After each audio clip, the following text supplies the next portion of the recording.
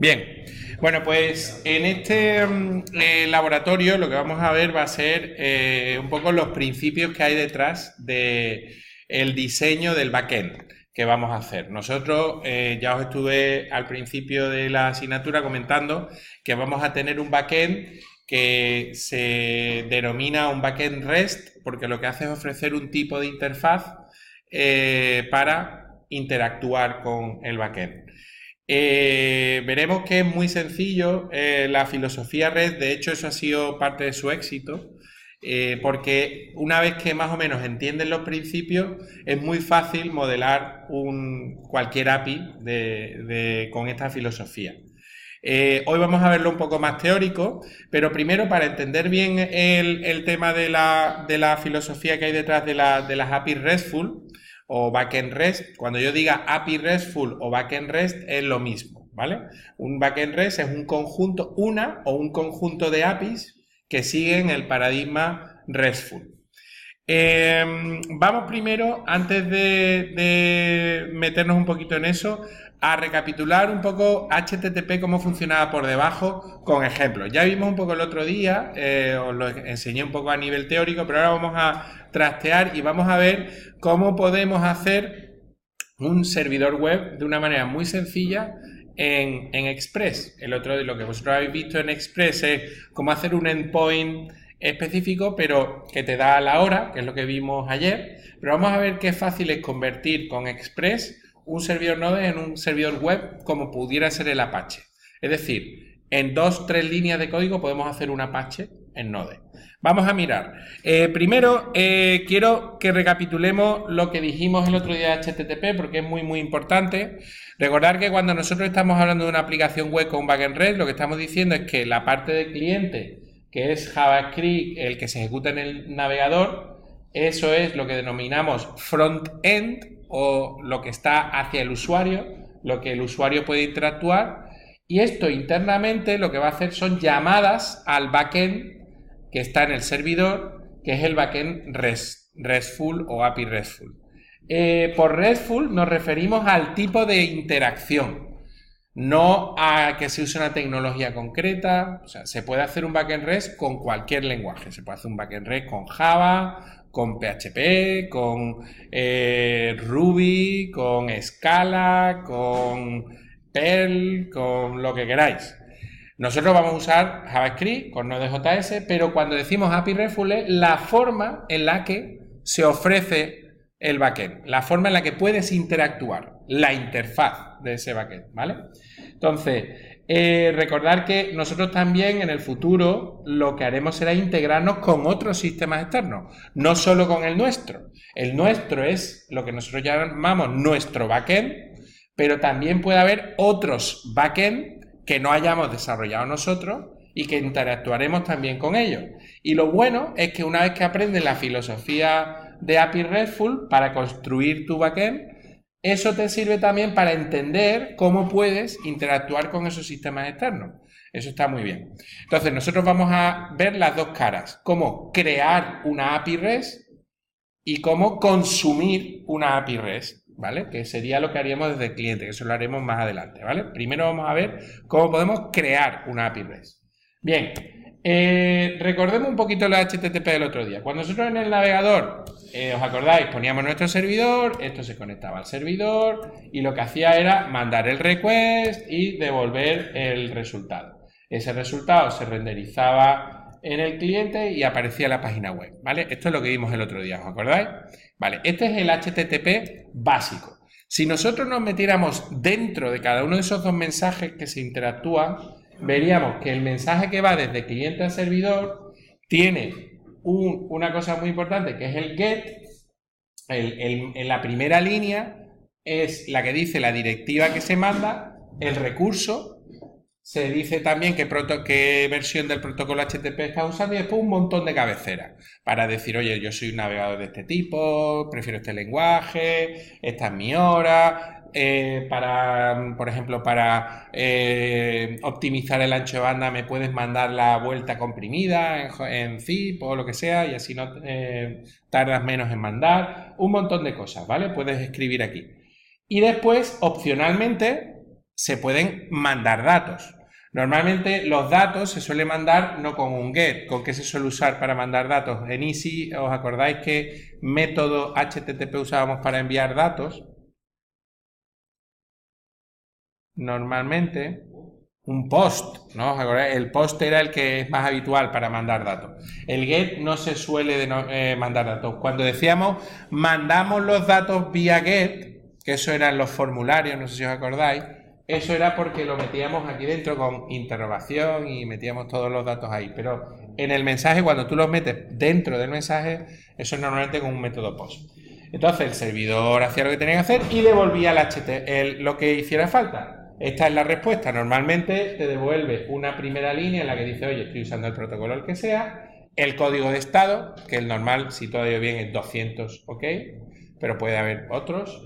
La fecha que tiene, qué tipo de servidor tiene, cómo te estoy mandando, el tamaño, el tipo de datos que es este recurso, que puede ser una imagen, puede ser un HTML, puede ser lo que quiera. Y ya por último, los datos en sí. Esta primera parte es lo que nosotros llamamos la cabecera del mensaje, ¿vale? ¿Os acordáis? Era o header en el mensaje. Esto era el header y esto se denomina el body.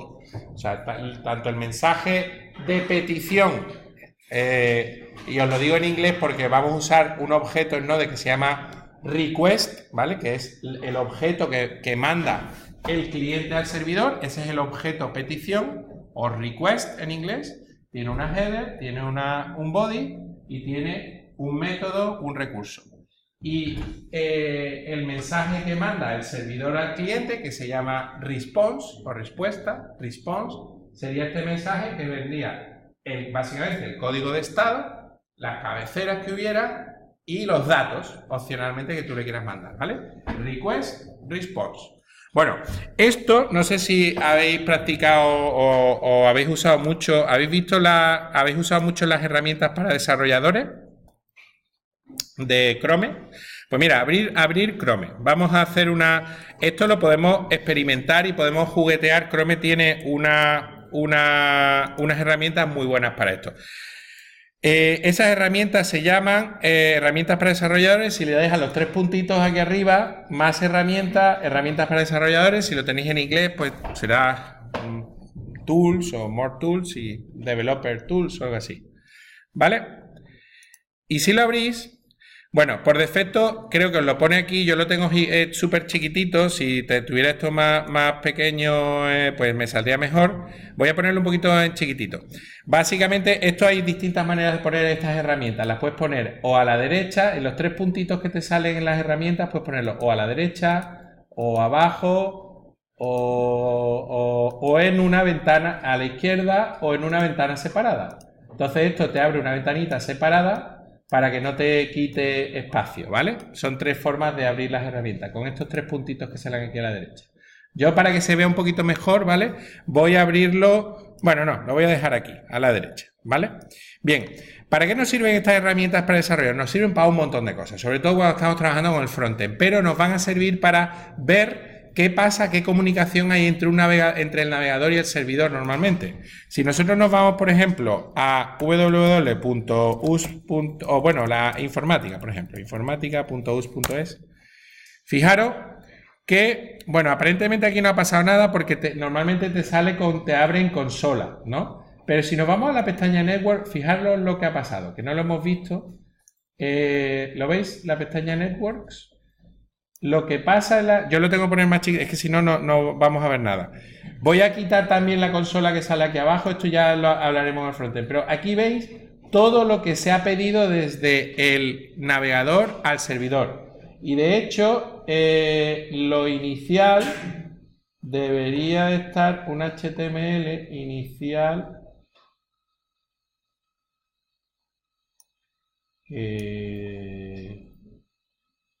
no sé dónde está.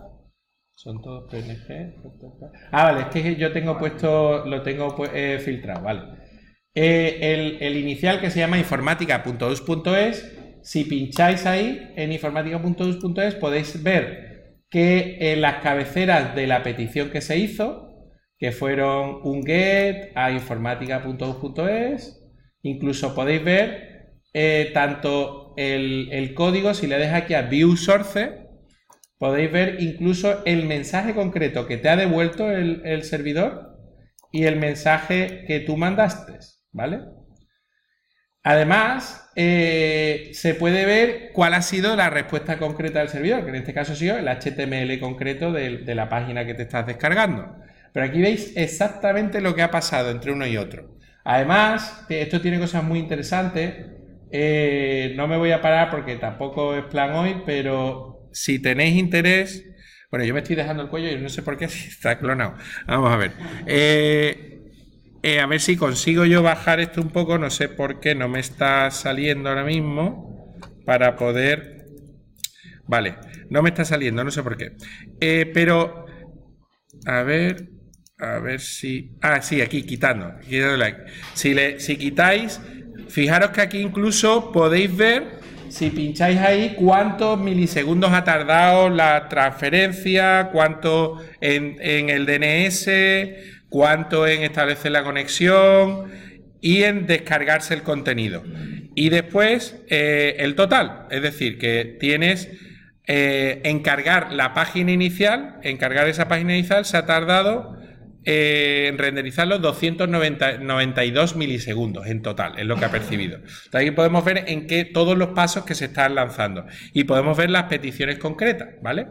Hay otras herramientas que, de hecho, una de ellas la vamos a utilizar mucho. Esto tampoco quiero pararme porque esto tendría millones de opciones para ver, ¿vale?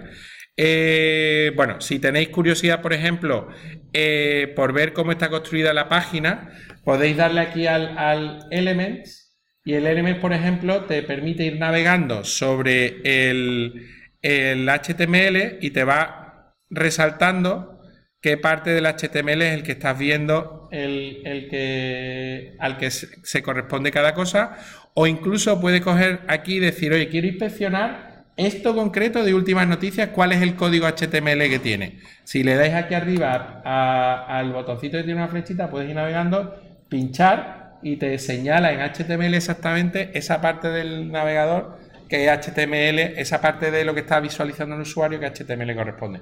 Incluso ver sus estilos, los estilos que tiene aplicados, incluso podría hacer algún cambio sobre la marcha para ver qué hubiera pasado si el estilo fuera distinto o lo que sea.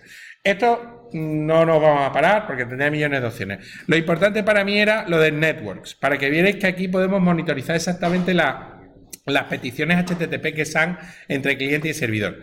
Hay herramientas más concretas que nos permiten hacer pruebas de un backend y ver exactamente, mandar una petición concreta. Muchas veces eso lo vamos a usar muchísimo. Tú, cuando construyáis vuestro backend, necesitaremos herramientas para poder mandar un mensaje HTTP concreto para probar. Entonces, os recomiendo una que se llama Postman, que, bueno, os la podéis descargar, es gratuita.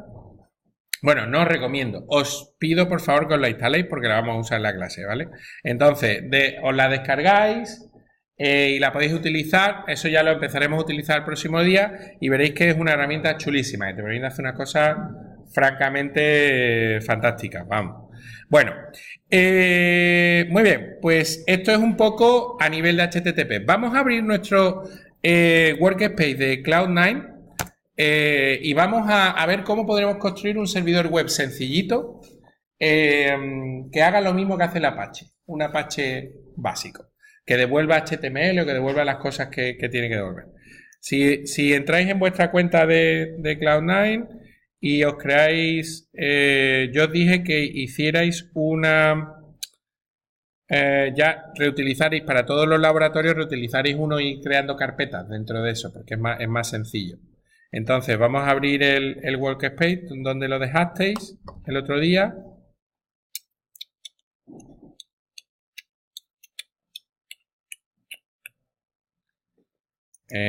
Bueno, está cargando. Bien, voy a abrirme un nuevo terminal. Yo me gusta trabajar con el terminal y os recomiendo que vosotros os acostumbréis también a trabajar con el terminal, ¿vale? Bien, vamos a crearnos... Bueno, esto lo teníamos para no tener distintos repositorios, ¿no? Bueno, venga, pues vamos a crear uno nuevo. Lo que pasa que...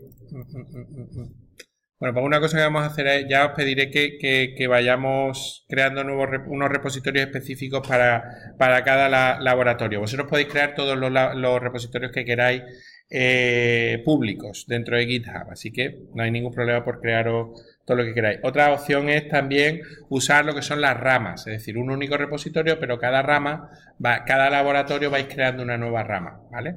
Eso ya os lo explicaré el próximo día. Bueno, hoy por el momento, como no vamos a hacer cosas avanzadas de ese tipo, vamos a crearnos una nueva carpeta. ¿Cómo andáis vosotros de Unix y de Shell y demás?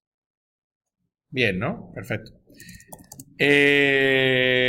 Bueno, pues entonces dentro de LL05 lo que vamos a hacer es hacernos, como siempre, cada vez que empezamos un nuevo proyecto, hacemos un npm init, que por ahora lo voy a dejar todo igual, todo por defecto, y vamos a crearnos un index.js para hacer el código de nuestro servidor. Bien, hay un comando que es C9 que lo que te hace es que te abre en el editor el archivo que tú le digas. Yo lo hago para no tener que estar trabajando con el ratón, ¿vale? Pero vamos, que podéis aquí hacer lo mismo, pero todo con el ratón y demás.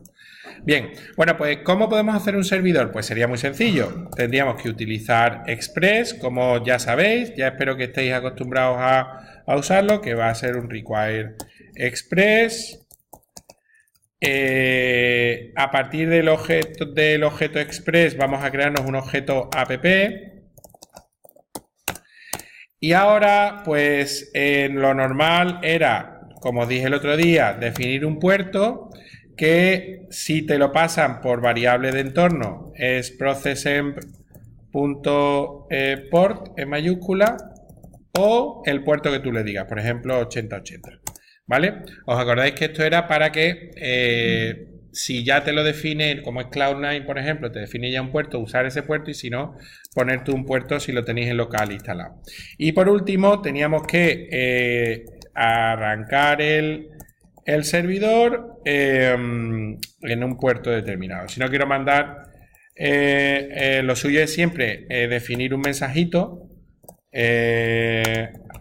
usando el callback que tiene listen, pues podemos enseñar un mensaje por consola cuando el servidor ya esté listo escuchando en el puerto que sea. Vamos a poner un mensajito guay, por ejemplo, Magic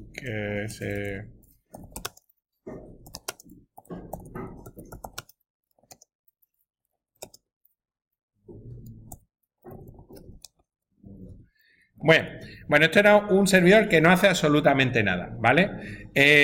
Si nosotros lo arrancamos, para arrancarlo podíamos directamente darle aquí a Run. ¿Qué es lo que está pasando? ¿Cuál es el problema?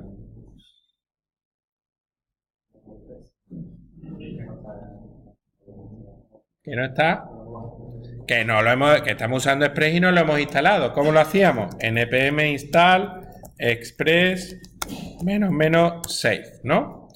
Y con npm install --save, pues cuando se termina de arrancar, ya está. Ahora sí que podemos volver a hacer un run y magic is happening in port 8080. Si nos vamos al puerto, a la aplicación, me dice que cannot get barra. ¿Por qué? Pues porque no le hemos definido nada, ninguna ruta. Este servidor no hace absolutamente nada, ¿vale? Es normal. Bien, pues, bueno, hasta aquí no he explicado nada raro, ¿no? Esto es lo de siempre, lo que hemos hecho y lo que vosotros habéis hecho también, que gracias al feedback del otro día, ¿no? Aquí no hay alguna duda sobre esto. No, perfecto. Bien. Nosotros lo que hemos aprendido a hacer, y la mayoría de vosotros lo habéis conseguido, es que si yo, por ejemplo, quiero atender a un recurso, a una URL concreta, por ejemplo esta, pues, oye, por cierto, los del fondo, ¿lo veis así mejor o lo veis mejor con el tema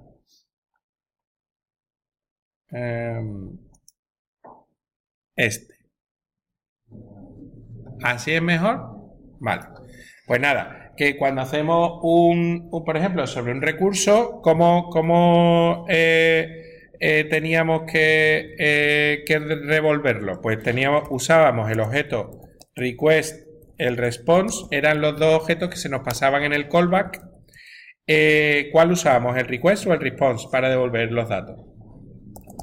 Response y send.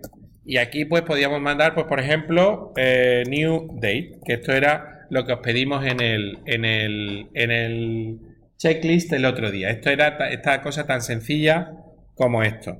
Si nosotros le damos a parar y reiniciar ahora, entonces cuando yo haga /time, pues esto te debe dar la hora del servidor. Evidentemente esta es la hora del servidor, las 10:53, porque esto está... Bueno, de hecho esto no es la hora del servidor, esto es la hora... Te devuelve la hora universal en el Z. Esto sigue el estándar... nunca me acuerdo, el 6689 creo que era. No. 8859. Tampoco. Por Dios. Time. 8601. Es que desde luego. El 8601 que te dice la hora, el formato estándar para describir una hora, que te pone primero la fecha, una T y después la hora. Si tú no le pones esta Z, lo que significa es la hora relativa a tu sistema. Y si le pones Z, lo que estás diciendo que es la hora en UTC, que es la hora universal, que es lo mismo que decir GMT, la hora que hay en el meridiano de Greenwich en Londres, que es en la hora 0. Si tú aquí dijeras la hora +2, pues sería con los desplazamientos, ¿vale? Bien, como nosotros estamos en UTC +1, por eso nuestra hora es una hora más que la Z. Bueno, esto es lo que hemos estado viendo hasta ahora, ¿no? Esto sería un recurso. Pero, ¿qué es lo que hace Apache? Cuando os acordáis, Apache lo único que hace es que cuando tú le pides algo, busca en un directorio y te devuelve si existe ese archivo. Pues eso se puede hacer muy fácilmente con Express a través de en vez de hacer get, podemos decirle app use. Y este app use tiene dos parámetros. Tiene, por un lado, la ruta a la que quieres que responda, que por ejemplo sería cuando te pidan lo que sea, la barra, lo que sea. Entonces, en ese momento, busca dentro de un directorio a ver si hay un recurso que te están pidiendo, ¿vale? Por ejemplo, para poder hacer eso, se podría hacer, se puede poner una construcción que te va a buscar dentro de un directorio que te lo da Express a través del método static. Con el método static, bueno, lo voy a escribir que es más fácil, lo voy a escribir entero y os lo explico una vez escrito. Esto sería, por ejemplo, ./public. Yo creo que de esta manera debería de casi funcionar. Bueno, si no, vamos a crearnos aquí en el raíz del proyecto donde está el index.js, vamos a crearnos una carpeta que se llama public, que es ahí donde voy a meter el contenido público que quiero ofrecer con mi servidor, ¿vale? Tenemos aquí, si nos metemos dentro de public, ahora mismo no hay nada. Hay un comando muy útil en Unix que se llama pwd, que te dice la URL, la ruta completa dentro del disco duro de esa carpeta. Entonces vamos a copiarla y aquí vamos a poner la ruta completa. ¿Vale? ¿Qué hace esta línea que acabo de poner? La voy a partir en dos para que, como las comas se pueden partir en dos, para que no me ocupe tanto. Esta línea lo único que hace es decirle, mira, cuando te pidan un recurso a través del barra, por ejemplo, barra ptt.html, vete a la carpeta esta en el disco duro y busca a ver si ahí hay un archivo que se llame ptt.html y lo devuelve. ¿Que no encuentra nada? Pues devuelve not found, ¿vale? Que es lo que hace el Apache. El Apache te crea una carpeta, no sé si os acordáis, que era la carpeta bar web, creo que era, bar web, o htdocs o algo así.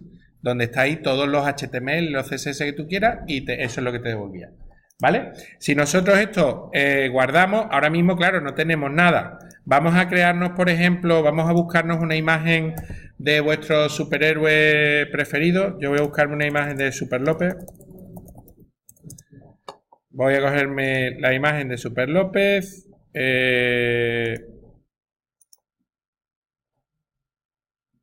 Copiarme la imagen. Vaya, no sé qué ha pasado aquí. ¿Qué es esto? A ver. Guardar imagen como superlopez.jpg. Si os sirve también cualquier JPG que tengáis, ¿vale? Y aquí en la carpeta public voy a arrastrar, se puede subir un archivo que tengas en local a Cloud9 simplemente arrastrando, ¿vale? Entonces, he metido aquí en la carpeta public Super López. Entonces ahora, cuando yo reinicie el proyecto, si yo ahora aquí pidiera, bueno, si pido el archivo ptt, pues me dice cannot get ptt, eso no existe, un not found. Pero si yo le digo superlopez.jpg, pues me está sirviendo Superlopez JPG, ¿vale? Porque si yo aquí metiera un HTML, vamos a crearnos un HTML típico. Por ejemplo, aquí vamos a crear un... bueno, lo voy a crear yo desde línea de comando mejor. En public, si nos creamos un archivo que se llame index.html y abrimos el index.html, ¿os acordáis cómo se escribía un HTML de toda la vida, no? Tenía un head, tenía un body y aquí h1, hola, o well, this is my super fancy Apachito. Por ejemplo, un HTML que lo estamos metiendo dentro de la carpeta public. Entonces, lo bueno que tiene el tener la forma en la que estamos trabajando es que ahora no tenemos que reiniciar el servidor, porque el servidor solo estamos metiendo contenido dentro de la carpeta public. Si yo ahora accedo a barra index.html, pues me devuelve el HTML que acabo de escribir. De hecho, como por convención, cuando yo no digo nada, se busca el archivo index.html, si yo accedo a la barra, también me carga el archivo HTML index, ¿vale? Que está dentro de él. ¿Vale? Esto es simplemente lo hemos conseguido con esta carpeta y metiendo contenido dentro de la carpeta public. ¿Qué pasa? Esto es muy poco recomendable. Esto de poner una ruta completa está muy mal, porque si este código ahora lo queréis desplegar en otro servidor, dejaría de funcionar, porque normalmente tú el servidor, esa carpeta es la ruta absoluta. Entonces lo normal suele ser poner aquí una ruta relativa donde se está ejecutando Node, ¿vale? Para hacerlo, la forma mejor es hacerlo así. En vez de la ruta completa, poner subrayado, dir name, más. Esto es una variable que tiene Node.js predefinida, que vale el directorio raíz donde se está ejecutando donde se ha arrancado el Node. Cuando has hecho Node index.js, esa carpeta donde se está haciendo es lo que vale dir name. Entonces, de esta manera ya sabéis que esto es relativo a donde se está ejecutando siempre Node, ¿vale? Bueno, esto tampoco me quiero parar mucho en esto porque esto lo vamos a practicar muchísimo cuando lleguemos al frontend. Pero para que veáis lo facilísimo, por ahora no vamos a tener frontend ninguno. El frontend lo meteremos dentro de esa carpeta public, pero como ahora vamos a trabajar solo el backend, esto podemos dejarlo un poco en un impasse. Tenéis que entenderlo, porque a lo mejor cae una pregunta, a lo mejor. Pero básicamente aquí lo único que tenéis que tener claro es que es la forma en la que conseguimos configurar una ruta asociada a un directorio, para que lo que esté en ese directorio se va a devolver. ¿Veis la diferencia entre esto y esto? Esto es lo que se llama contenido estático, porque se devuelve lo que haya. Esto es código que se ejecuta cuando llega la petición. Eso es contenido dinámico, ¿vale? Entonces, el PHP que vosotros hacíais, ¿qué es? ¿Contenido estático o contenido dinámico?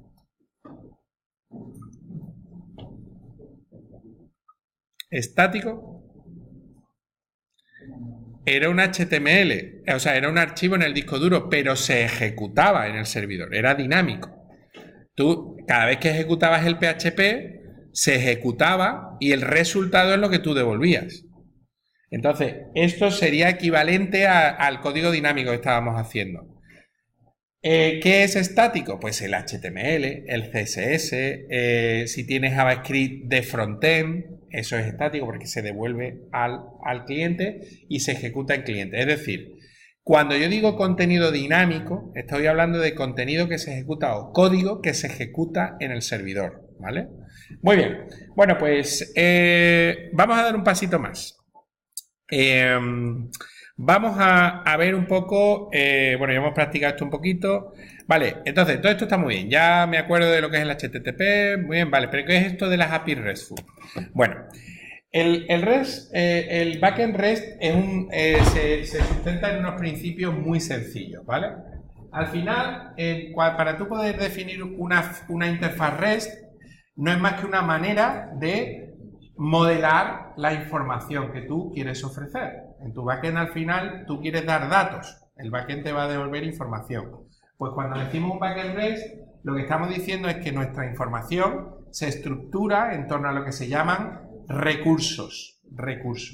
Entonces, ¿qué es un recurso para entenderlo fácilmente? Pues un recurso es lo que llamamos creo que en Easy también se hacían diagramas de entidad-relación, se hacían modelos conceptuales. Pues un concepto normalmente se suele corresponder con un recurso, ¿vale? Un tipo de dato. Además, lo que pasa es que en el contexto de las API RESTful, los conceptos son recursos. Cuando yo digo un recurso, estoy hablando de un concepto de toda la vida, ¿vale?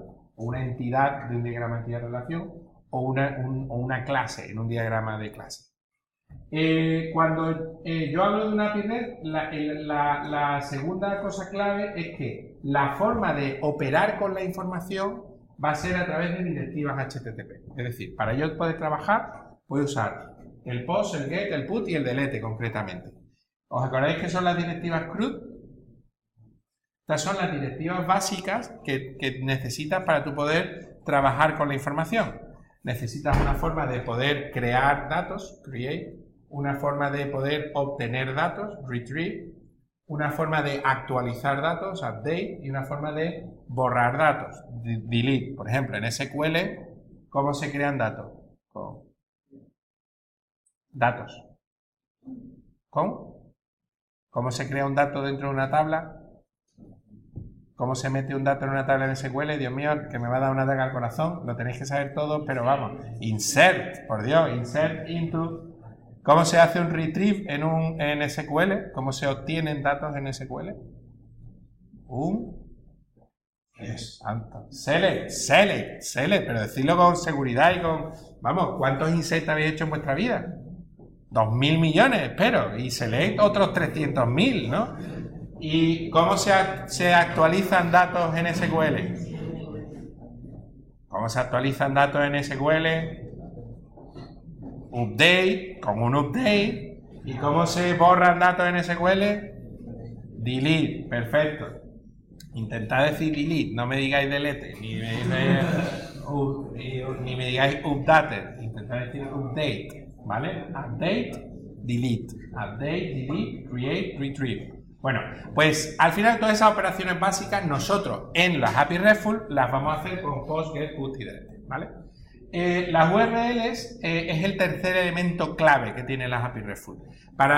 Lo bueno que te aportan las API RESTful es que todo elemento que tú vayas a operar con él tiene que tener una URL concreta, ¿vale? Para poder identificar un elemento tenemos una URL. Identificarlo y localizarlo. Y eso nos va a permitir una cosa que es potentísima, que espero que al final de la asignatura hayáis interiorizado, porque yo creo que se pasa, la primera vez que empecé a trabajar yo, hasta que no llevo un año trabajando en API RESTful, no me di cuenta de la potencia que tenía esto, pero esto abre un nuevo mundo en la creación de aplicaciones, porque te permite establecer datos distribuidos que se enlazan, no sabes dónde está el siguiente dato, rompen las fronteras de las aplicaciones, pasas de tener una aplicación concreta a tener un ecosistema de información.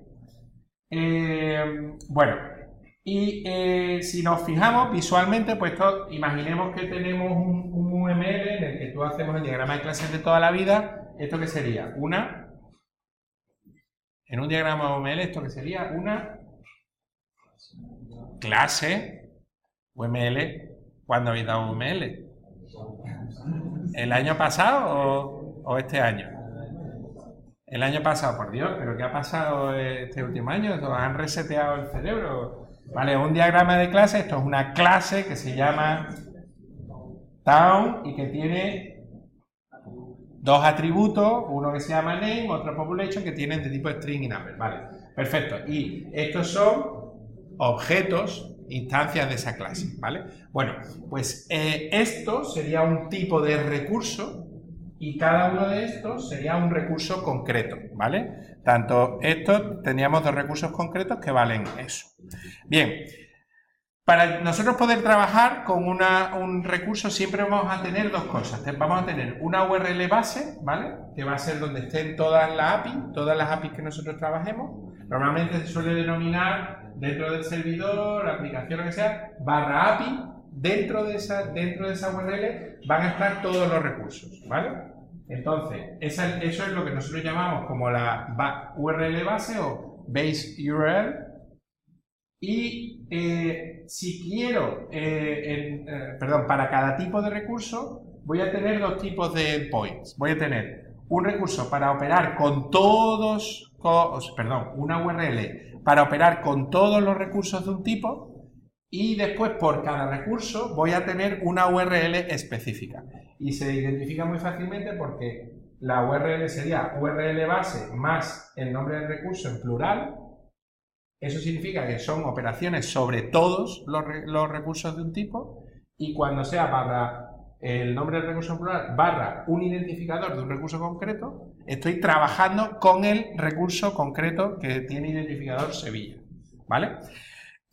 Bueno, pues, ¿qué creéis que, cómo podemos trabajar por ejemplo, con todos los recursos? Pues si yo tuviera towns para tener la lista de todos los tipos de recursos todos los recursos de tipo town, cuando yo haga un post, lo que estoy haciendo va a ser una creación, entonces se crea un recurso nuevo dentro de esa colección.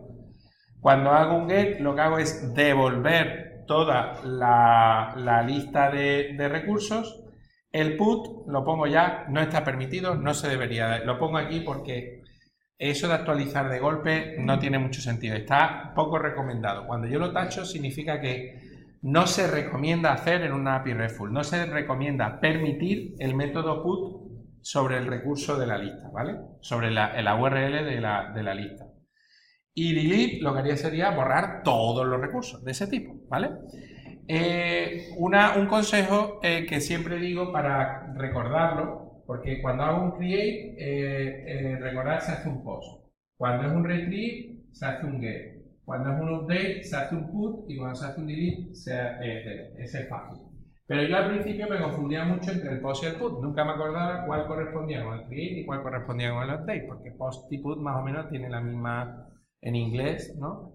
Entonces, mi regla mnemotécnica es que update, la U, ¿vale? Put es el update, así os podéis acordar, ¿vale? Vamos, cuando llevéis ya una API hecha ya se os quedará grabado a fuego que el put es actualizar y ya, pero la primera vez que lo veis a lo mejor os confundís entre los dos. Recordad siempre put, update, post, create, ¿vale? Es el que crea. Bien, y ¿qué operaciones tengo sobre un recurso concreto? Bueno, pues con un recurso concreto, bueno, os lo pongo ya directamente. No se debería de permitir hacer un post porque a un recurso concreto, ¿qué vas a crear? No debes de crear nada sobre un recurso concreto. Esto debería estar prohibido. Cuando quiero obtener el recurso concreto sería un get sobre la URL concreta. Cuando quiero actualizar un recurso con un dato, parte del dato ha cambiado, hago un put a ese recurso concreto, y cuando quiero borrar un recurso concreto sería un delete. Esto para mí es una de las cosas que me gusta más pararme. Aquí lo tengo tachado. Dice, si no existe, una opción sería que si yo hago un put, a mí me llega un mensaje put a un recurso que no existe, pues lo creo. ¿Por qué creéis que eso no está recomendado? ¿Por qué eso no es bueno permitirlo?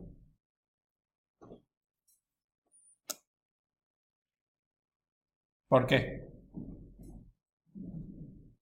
¿Por qué?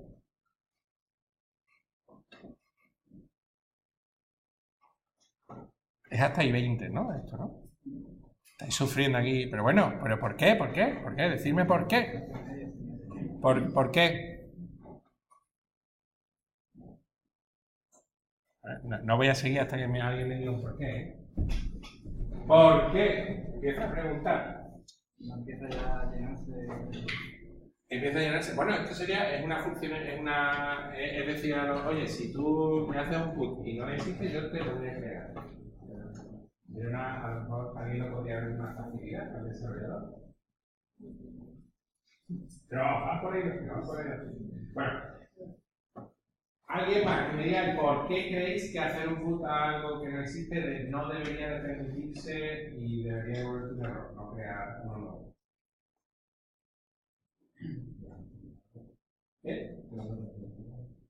Bueno, el put es para actualizar, pero claro, el put, estamos viendo el caso de que, imagínate eso, que ese dato, efectivamente, que es por cualquier razón, te está mandando un put sobre algo que previamente no existía. Tú puedes tomar la decisión de decir, oye, pues venga, pues lo creo. Alguien se le puede, y de hecho había algunas APIs. Al principio, antes de que se creara la buena práctica esta, había algunas APIs que lo hacían así. ¿Por qué creéis que no se les cliente? ¿Por? Esto estamos hablando siempre desde el cliente, que yo tengo mi API hecha, yo soy tranquilo y me llega una petición put, yo soy el servidor, RESTful, y aquí me llega un put sobre un objeto y ahora veo que me están mandando, por ejemplo, un put sobre Guadalajara. Pero si Guadalajara no se recurso no lo tengo, no puedo creer Guadalajara. Porque un cliente con malas intenciones puede ser por un cliente de malas intenciones, bueno, aquí en la seguridad se debería hacer a otro nivel. O sea, por seguridad asumimos que solo puede usar la API alguien con credenciales y que no hay mala intención, pero eso podría ser pero asumamos que la seguridad está fuera, ¿vale? Por ahora que tenemos una barrera que nos impide que solo llegue a clientes buenos.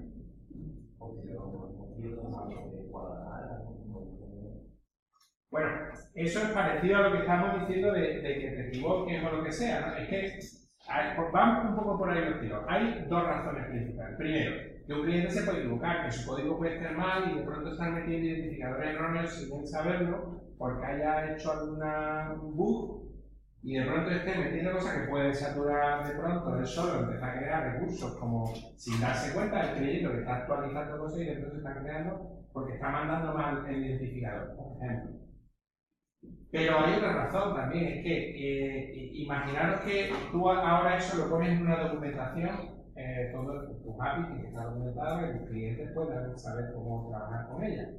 Pues de pronto tú ves en la documentación, hay dos maneras de crear un recurso, o bien haces un post, o bien haces un pull con un identificador. ¿Qué es lo primero que piensa un desarrollador? ¿Cuál de las dos y por qué? ¿Cuál es mejor? ¿Esta o la otra? ¿Hay alguna diferencia? Es comerle la cabeza al desarrollador, al pobre. Entonces, la principal razón es porque las APIs tienen que ser, un principio básico es que sean lo más sencillas de utilizar posible.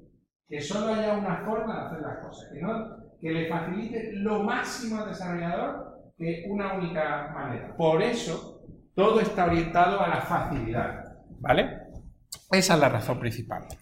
Bueno, esta es la que será famosa a partir de ahora en SOS, tabla azul, que intento grabarle a fuego a todos los estudiantes de SOS durante varios años y de aquí adelante diré la tabla azul, me referiré siempre a esta, aunque vosotros lo veis gris, pero tiene un azul muy bonito cuando lo veáis.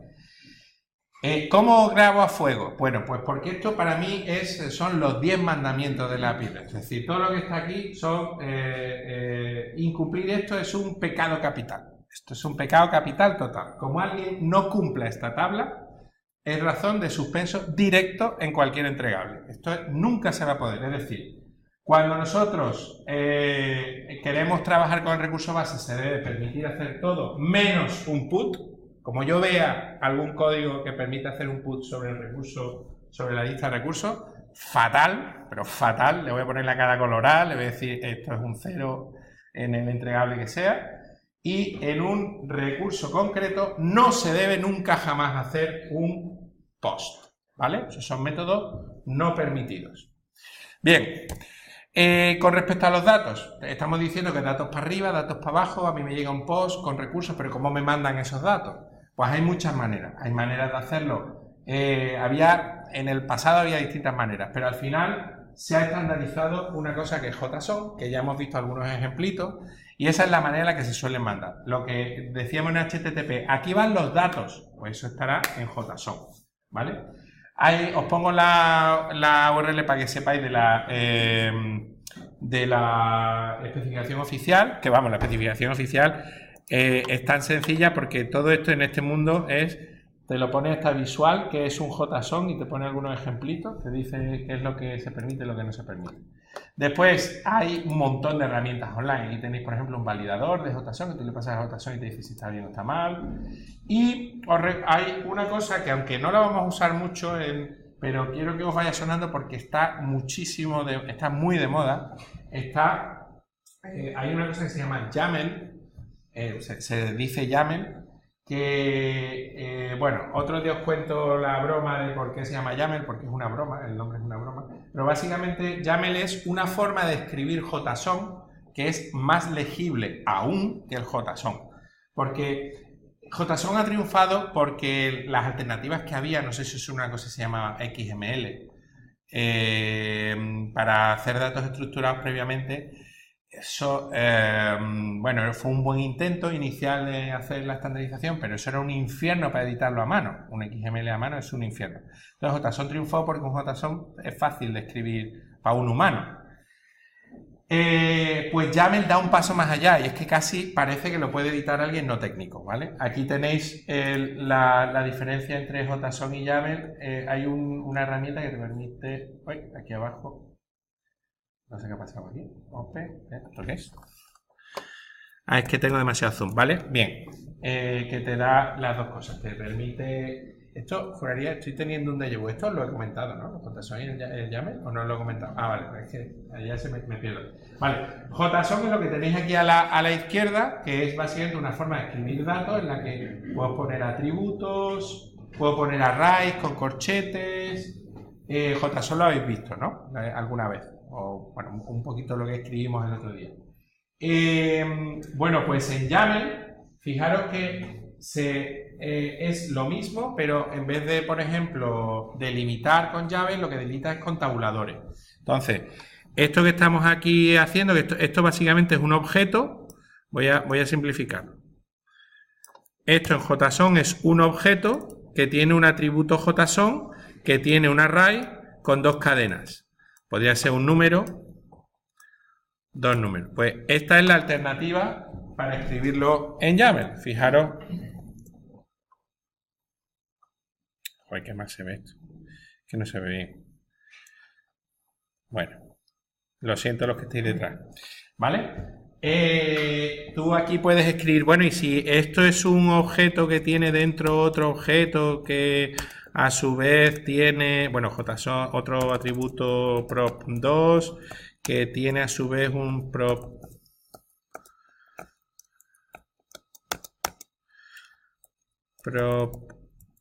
prop1 que tiene a su vez, bueno, por cierto, esto lo tengo que poner, esto no es YAML, tengo que ponerlo así, que es un objeto, y tengo que ponerle aquí una coma, que tiene a su vez una variable test,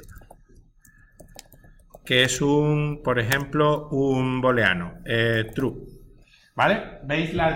Es muy fácil de escribir. Yo podría escribir en YAML. Lo bueno es que tú escribes en YAML y se transforma automáticamente en JSON con una sola, en una biblioteca con una sola línea, transforma de JSON a YAML en un momento. Entonces, esto se está poniendo muy de moda porque es la forma en la que la mayoría de frameworks modernos que se están usando tienen toda la configuración o las reglas. Eso se lo puedes, incluso si tú tienes un sistema que quieres dejar personalizar a tus usuarios y permitirle que tus usuarios escriban reglas o lo que sea, cosas complejas, pues se lo puedes poner en YAML, que casi lo puede entender un usuario no técnico, y así personalizas tu sistema de una manera abierta a que no tengas que estar programando tú todos los cambios, ¿no?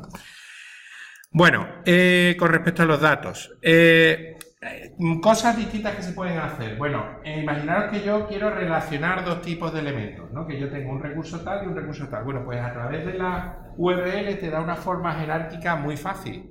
Por ejemplo, ¿qué creéis que hace esta línea? ¿Cómo? ¿Qué hace el post? Crea un nuevo hospital en Sevilla. ¿Y qué hace esto? Obtener todos los hospitales de Sevilla. Fijaros que con la URL te permite relacionar un recurso, un subconjunto de recursos de un punto a otro. Entonces, de esta manera, esto es como si fuera enlazable. Tú vas enlazando tus recursos como si fueran... entonces tú puedes, un modelo conceptual, todo lo complejo que quieras, pasarlo a un mapping de URLs, ¿no? Cosas más que se pueden hacer, por ejemplo, para hacer búsqueda, pues se recomienda usar siempre la interrogación y detrás las propiedades que quieres, los filtros que quieres poner. Por ejemplo, imaginaros que quiero quedarme con todos los recursos que tengan la propiedad área Azure y with hospital que tengan algún hospital. Lo bueno es que, fijaros, esto era como hacíamos los get, ¿os acordáis? Cuando pasábamos los datos tipo get, pero eso no era el sentido original que había de la interrogación, era para consultar, que es como se utiliza en REST. Esto es, fíltrame, dame de todos estos recursos, quédate con un subconjunto. Para paginar se recomienda usar los atributos limit y offset. ¿Vale? El limit lo que te dice es el número, imaginar que tenéis 10.000 millones de pueblos y queréis ir procesando de 10 en 10 los pueblos. Bueno, pues con limit te dice dame 10, la página de 10, a partir del 100. La siguiente página sería dame 10 con offset 110. La siguiente offset 120, 130 y va procesando los recursos de 10 en 10. Y se pueden hacer también vistas personalizadas que son... Imaginaos que tenéis que Town, que ese es un recurso que tiene un montón de propiedades, tiene población, estadística, es gigantesco.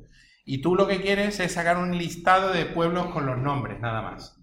Entonces tú puedes pedir, dame un subconjunto del recurso. No me des el recurso completo, dame un trocito del recurso. Eso se llama una vista personalizada.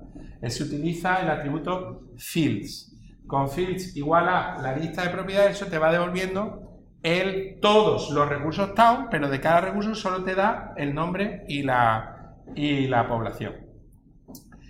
Para devolver el resultado, lo suyo hay que saber entender los códigos de estado HTTP. Los básicos son que el 200 y el 201, 200 cuando todo ha ido bien, 201 se utiliza cuando se crea un recurso. Y después los básicos que todos tenéis que implementar en vuestro código son devolver 400 cuando ha habido algún problema de petición, por ejemplo, que te han mandado un JSON corrupto, está corrupto y dices, ¿esto qué es? Pues oye, 401, un authorize, ese no lo vamos a usar mucho, pero imaginaos que ponéis algún tipo de autenticación, pues no debería el error. Not found, pues se usa muchísimo. Si hago, por ejemplo, un get a un recurso concreto que no existe, not found. Si hago un put a un recurso que no existe, not found. Cada vez que yo intento hacer algo sobre algo que no existe, not found. Method not allowed. ¿Cuándo creéis que se debería devolver eso? Con las dos prohibiciones. Como hagas un post a un recurso concreto, method not allowed. Como hagas un put al recurso base, method not allowed, a la lista. ¿Y cuándo creéis que se puede hacer un conflicto? 409.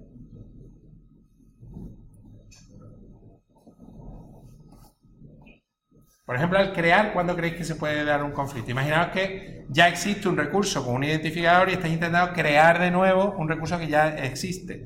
O lo actualizas o lo borras y me creas uno nuevo, pero eso puede ser un conflicto. Estos son los básicos. Aquí os dejo dos enlaces para 3.000 millones de listas de códigos de estado que podréis utilizar más. Pero estos son los que yo os pido como mínimo, menos el de Unauthorized, ¿vale? Bueno, para autenticaros, esto que sepáis que las dos alternativas es usar o una API key, un atributo que se llama API key con un identificador, o bien meter ese atributo dentro de la cabecera. Normalmente, aunque hay veces que es inevitable esta, se recomienda siempre meterlo en la cabecera, este tipo de cosas. Porque imaginaros que alguien compromete el servidor y recoge todos los logs del servidor y en el servidor se quedan todas las URLs que se están metiendo, entonces cogería todas las API keys de acceso. Entonces, en las cabeceras no se suelen loguear dentro de los servidores, con lo cual es el mejor. Y este sí que quiero por lo menos hacer una pregunta, disculparme que es que estoy intranquilo, porque no sé si termina oficialmente. ¿Hay 30 o hay 20? ¿Hay 30 o hay 20? 30, vale, es que veo un rumor, digo, vale, pues todavía estoy en esto. Venga, pues en estos 3 minutos, lo mismo me retraso un minuto. En estos 3 minutos, ¿cuál creéis para versionar? El recurso puede ir evolucionando. ¿Cuál creéis que es mejor? ¿Arriba o abajo? Rápido. ¿Quién? Levanta la mano los que creen que es arriba poniendo un atributo version igual a V1. Vale, que levanten la mano los que creen que es dentro de una URL, API V1 Town. Otro poquito, muy poquito de cada uno y un montón. Que levanten la mano los que no tienen ni idea. Vale. Y no responde nadie, bien, correcto. Vale, bueno, os lo digo ya, es esta, ¿vale? Esta es la mejor. ¿Por qué creéis que es la mejor? Esta. Bueno, Facebook durante mucho tiempo tuvo esa forma de hacerlo, la versión V1 y iba sacando. Pero el problema que tiene tener un atributo con la versión V1 es que, ¿qué pasa cuando creas nuevas versiones? Pues si a ti no te pasan la versión, ¿cuál le das? ¿La última? ¿La primera? Entonces, Facebook lo que hacía era decir, bueno, pues yo cuando cambio la versión te doy la última, ¿vale? Entonces, ¿qué pasaba? Que de pronto tenía 2.000 millones de desarrolladores que estaban trabajando un día tranquilamente, su aplicación funcionaba con tu API y de un día para otro dejó de funcionar porque habías cambiado la versión por defecto y no se daban cuenta de que es que tenían que poner la versión anterior. En cambio, con esta forma, tú aquí explícitamente dices la versión que tienes. Si cambias el día de mañana y pones una nueva versión, tus desarrolladores no van a notar nada. Tú les avisas, les dices, oye, que hay una nueva versión. Y ellos tienen que cambiar la URL, conscientemente tienen que hacer ese cambio. Es mucho más explícito, ¿vale? Bueno, con todo esto, el próximo día seguiremos, veremos cómo se puede implementar esto. Lo que os vamos a pedir, para que ya os vaya sonando, os vamos a pedir que hagáis un ejercicio de modelado de vuestra API. ¿Cómo creéis que debería de trabajar vuestra API? La de vuestros datos que vais a ofrecer. ¿Qué pinta tendría? ¿Cómo serían los endpoints? ¿Cómo sería el mensaje que le llegaría? ¿Cómo sería el mensaje que devolvería? Hacer un ejemplo de las APIs de lo que vamos a implementar el próximo día, ¿vale? Os lo detallaremos en el backlog y si tenéis cualquier duda lo comentáis en chat, ¿vale?